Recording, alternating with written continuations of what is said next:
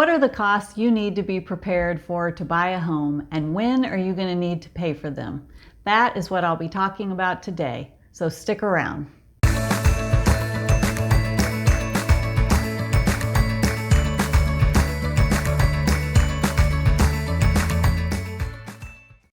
Thanks for joining me today to learn more about how much money you're going to need to buy a home and when you need access to that money.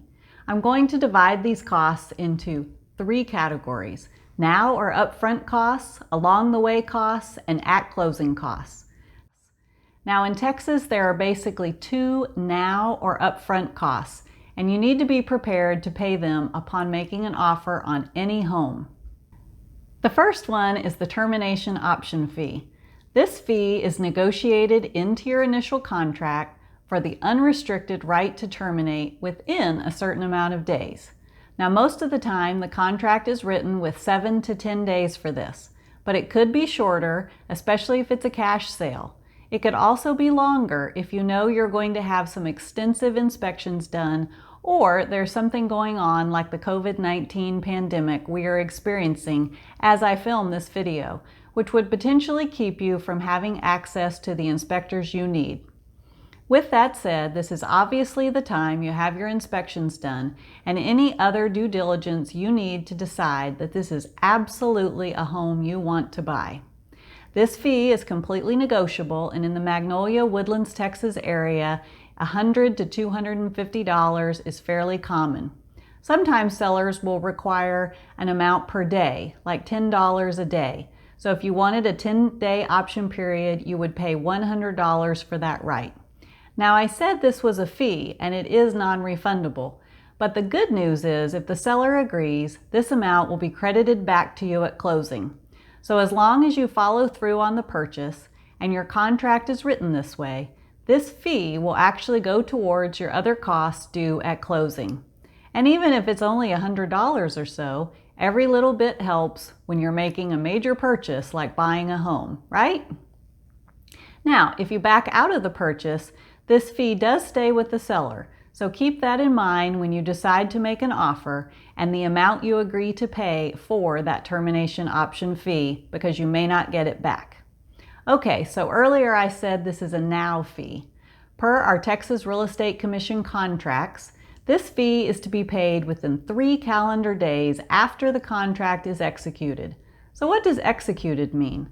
This is when buyers and sellers have both signed the contract. So be prepared to write a check for that amount directly to the seller when you present an offer to them.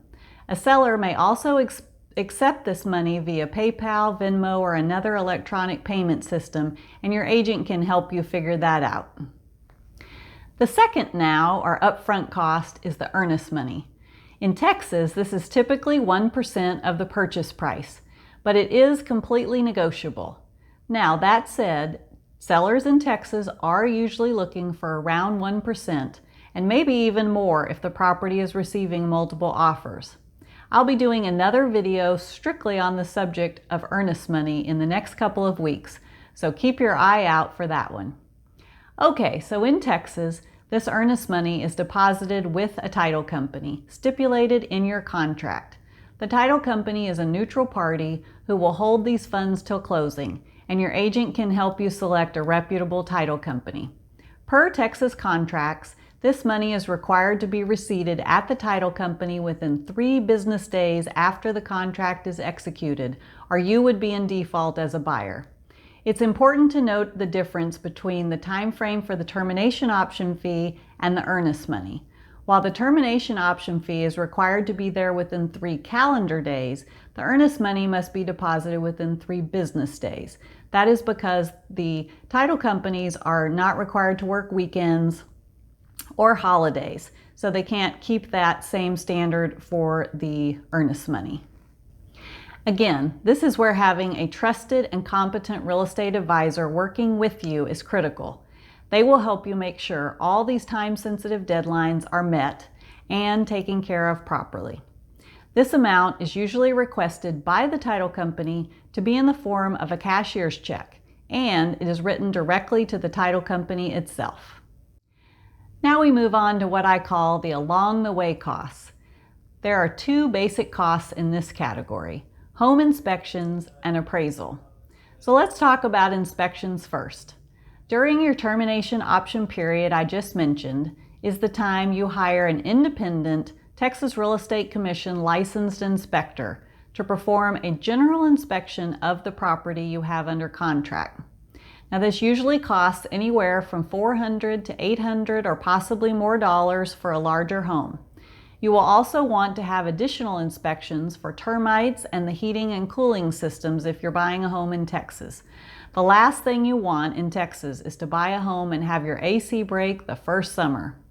And depending on any special systems that this home has, you're going to also want inspections for them as well. This could include things like pools and spas, septic systems and wells, or even stucco construction.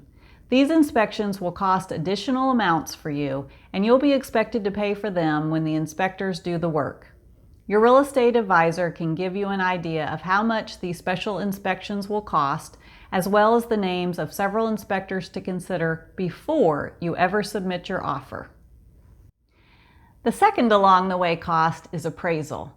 Your lender, if obtaining financing, will almost always require an appraisal done before loaning you money to buy a property. After all, they want to make sure that the asset that they're loaning you money on is worth the money that they're loaning you, and you want to make sure that you aren't paying too much also. Makes sense, right? So, this is arranged through the lender, but it is a service that you get the honor of paying for. Lenders generally wait to order the appraisal until after the termination option period is over and when your financing is almost guaranteed certain. They do this because the appraisal fee is expensive, $500 to $1,000. So you don't want to do that until you know that this is most likely going to happen. Sometimes lenders will require you to pay that up front. Sometimes they'll let you pay it at closing, and sometimes you can even roll it into your loan. All right, we've made it to the last category of costs that you're going to need to have funds available for in order to buy your home: the at-closing costs. The big one is, of course, the down payment. You're also going to need funds for your homeowner's insurance and homeowner association fees if they're applicable. Most lenders require the entire first year paid up front, plus an additional cushion of 2 to 3 months, along with several months of anticipated tax liability if you're going to be escrowing your taxes. And lastly, you will also need funds for paying fees to the title company for the work they have done and any recording fees associated with your purchase. At the end of all this, you can rejoice in the purchase of your new home. Hopefully this video has given you a realistic understanding of the funds you will need to purchase a home and when you're going to need those funds available.